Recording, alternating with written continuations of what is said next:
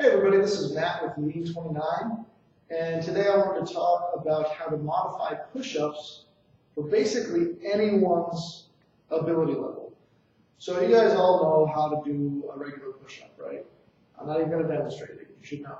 So in order to make a push-up easier, what you want to do is you want to elevate your hands, your upper body. Okay, anytime you put a push-up on an incline, it makes it easier. The higher the incline, the better. Think about doing a push-up against a wall. It would be pretty easy to push yourself away from the wall, right, for most of us.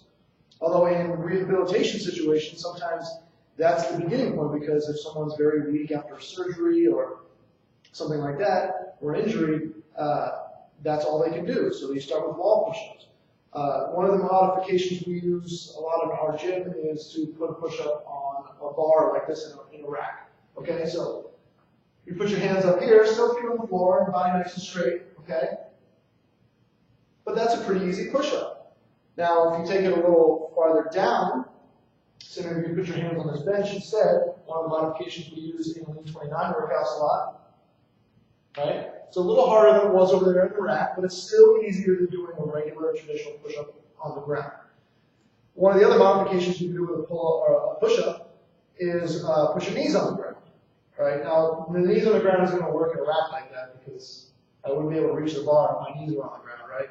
But it can work on something like this. So the knees being on the ground are going to make it a little easier as well. So you get on your knees and hands on the bench.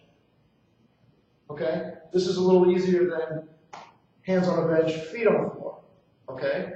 So this is probably, in the Lean 29 situation, the easiest regression you're going to get of a push-up. So the easiest type of push-up is going to be knees on the ground, probably on the mat, with your hands on the bench.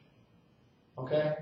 From there, to make that harder, then move up to here on the bench, then progress to either knees on the ground while doing a push-up, right? Or a full push-up with hands on the ground, feet on the floor. But think about how you can adapt this to your home. Instead of leaning on the bar or on the bench, maybe you lean on a countertop. And then when the countertop becomes too easy, maybe you lean on the back of your couch, or the front of your couch, or a chair. Or maybe you have a bench at home, not like this one, but a bench out on your patio or something. There's just different houses. Obviously, you want to be leaning on something that's stable enough that it's not going to give out because, well, that would suck.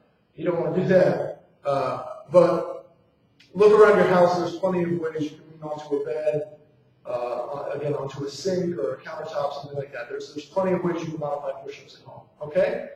So that's today's lesson, just how to modify a push-up to make it work for you and not really need that much equipment or any. All right, take care.